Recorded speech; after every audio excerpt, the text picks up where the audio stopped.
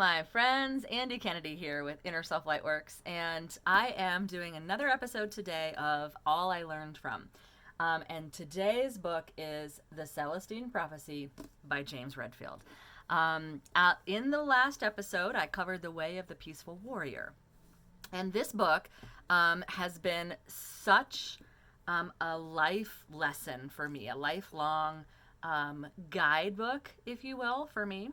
There are 9 insights. It is a fictional book, but the amount of work that went into this book, the amount of books that the author read, James Redfield read, which we know from, it's not at my fingertips, but there is another book called The Celestine Vision that talks about kind of his work in writing this and the bibliography work. So we know all of the books like the Tao of Physics and Power versus Force and the countless books. I mean, there are probably about 50 books that he read to write this, and many of which I read to write the Manifesting with Synchronicity course that I teach that is based on this book.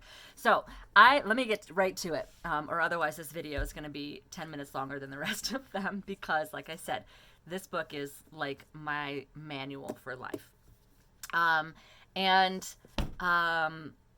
When I read this book in 1996, 95, 96, the end of 96, I was living in Oregon. I was a year and a half, 2 years out of college. I was in that part of my life where I was really starting to dig a little bit deeper into the spiritual aspect of my life. I was studying astrology and herbalism, and alternative healing, and I had lived on for a short time on a sustainable community, an intentional community farm, a learning center, and I had started studying with a woman that is still a conduit for higher power messages. So basically she goes into trance and sort of channels that information.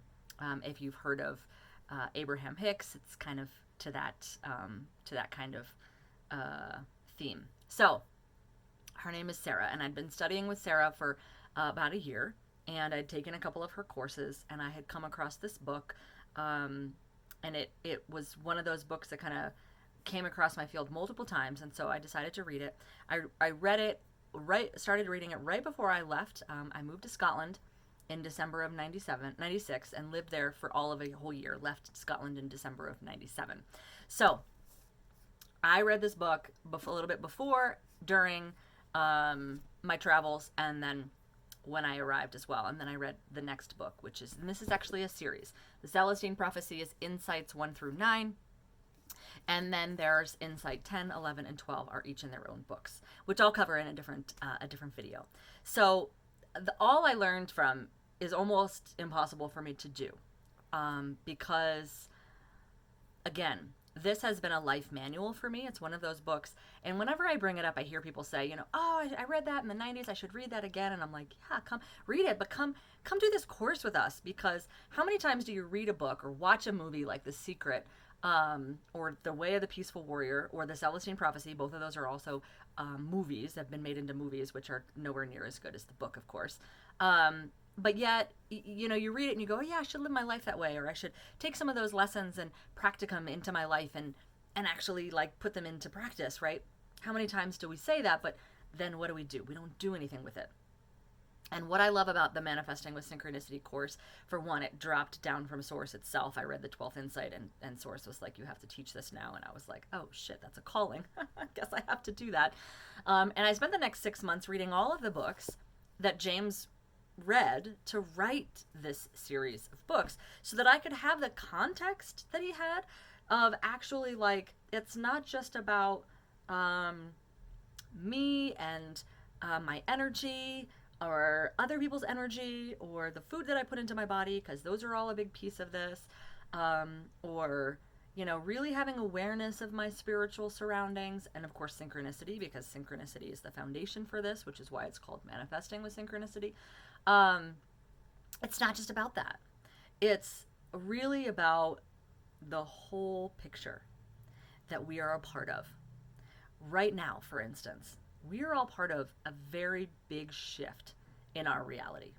Changing from the old patriarchal, third dimensional reality to a futuristic, technology infused, fifth dimensional way of the feminine goddess, right? And that's freaking people out.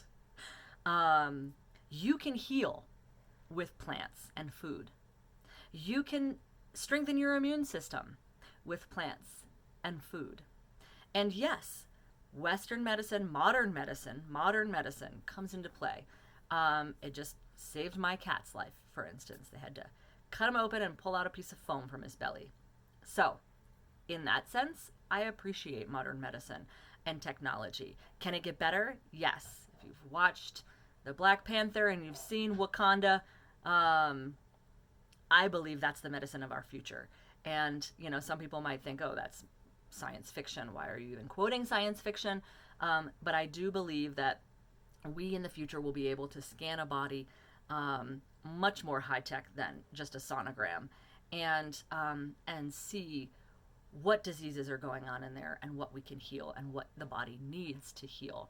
And some people can do that with their third eye. The medical medium and other mediums can do that. Other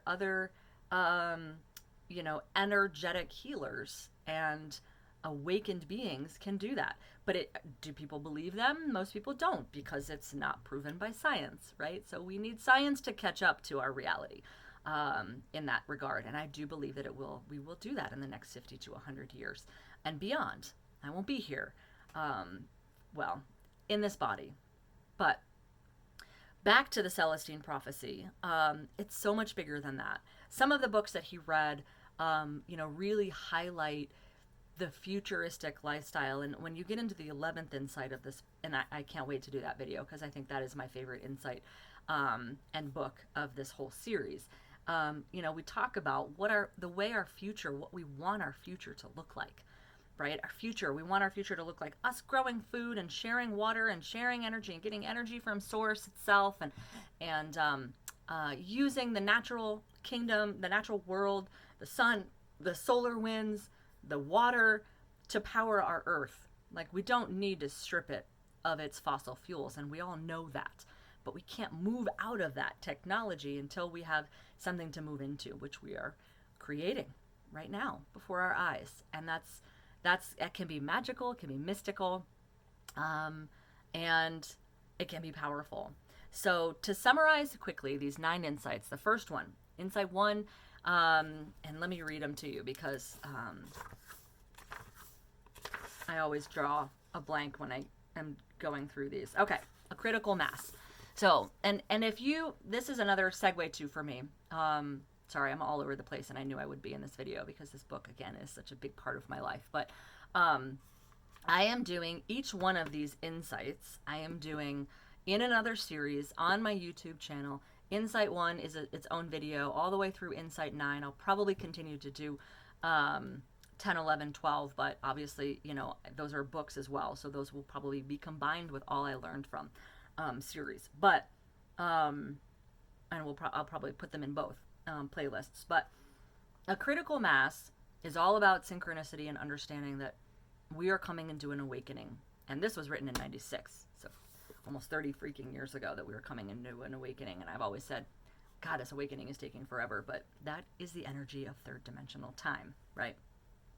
Insight number 2 is the longer now, and it's our historical perspective. Why are you here, right now? But what is the longer now?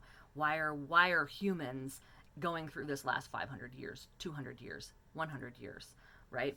If you think about just 300 years ago, we were fighting for freedom in this country. Shocking that we're still kind of fighting for freedom in this country. Insight number 3 is a matter of energy, and everything is energy, and I know you guys know that, so I won't even get into that, but it's plants and nature and food, and it's juicy. Struggle for power is the 4th insight. I just recorded that video, so it just dropped. I'm really excited about that one because it really shows that humans fight for energy. The male, female, the struggle for power, the politicians, you name it. We are all struggling for power. And if we can let go of control, then we can let synchronicity happen, and that's when the magic happens. That's when miracles start to happen. The insight number 5 is the message of the mystics, and it's really all about us having a spiritual awakening and what that looks like for you. Insight number 6 is clearing the past. So it's taking insight number 4, the energy and how we struggle for energy, and unpacking Carl Jung's archetypes and doing it into just 4 archetypes. So look for that video. I'm going to give you just a little teaser there, but that one is really powerful. In fact, most breakthroughs that happen in our Manifesting with Synchronicity class happen in that insight number 6. Insight number 7 is engaging the flow, and it's all about what is your method, developing your specific personal method for creating flow and creating manifestation. Insight number 8 is the impersonal ethic, and insight number 9 is the emerging culture.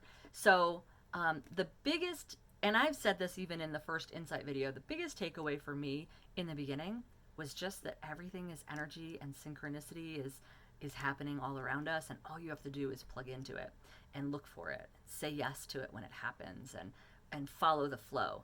I mean, the breadcrumbs are always there in front of you. Spirit is putting those breadcrumbs in front of you. Your guides are nudging you in the right direction and whispering in your ear.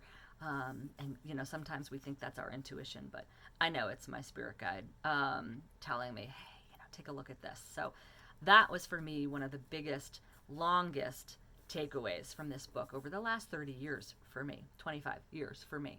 But the more that I work with this book over the last 10 years, because I've been teaching this course for just about a little under 10 years now, 8 years. For me, the more I work with it, and this I think is a big lesson for all of you as well, the more I work with it, the better I get at making this part of my lifestyle. And whether that's eating healthy, or being aware of my thoughts, or meditating, doing affirmations, and flipping the script, that's all a part of what I do and what I teach, and what I believe is my service to humanity. So if any of this spoke to you, come take a look at Manifesting with Synchronicity, because we're really excited about this course. It has been running for, like I said, in person since 2013. I moved it online just before the pandemic. I followed Synchronicity and decided it was finally time to start teaching this course online. Marketed it January and February of 2020. Sold the class. It was sold out by March before we went on lockdown, and then we went on lockdown and everybody had to hang out online. And we were all doing this course together over Zoom and Facebook, and using those tools to actually do this this course. And really, that was profound for me. It was a total affirmation for me of that this was my calling, because helping people awaken to their spiritual and more powerful versions of themselves, and step into their dharma of what their life, they want their life to look like, really is my purpose. So I want to help you do that. Thanks for watching. Give us a subscribe, press on the subscribe button for us, so that you get notified when we have other All I Learned From, and Into the Woods, and Merlin Speaks, and Insights 1 through 9, all of those series we're recording on a weekly basis. So you'll get notifications of us downloading a new one or uploading a new one. And then take a look at Manifesting with Synchronicity, because we'd love for you to join us. Thanks for watching. Make it a blessed day.